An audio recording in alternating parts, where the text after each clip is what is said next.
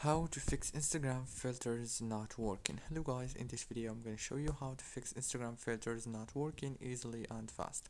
So all what you have to do is very simple, so please don't worry. First thing you have to do is just open the settings on your phone like this, and then scroll down and go to the apps manager on your phone, and then go to the apps here.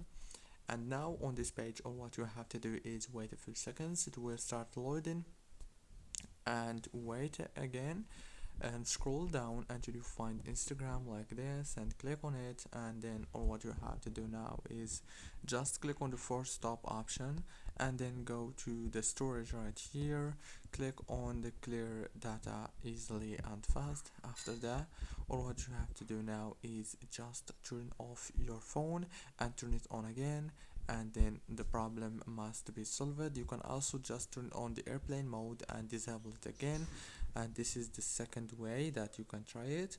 And that's it guys, don't forget to like and subscribe, and thank you so much for watching.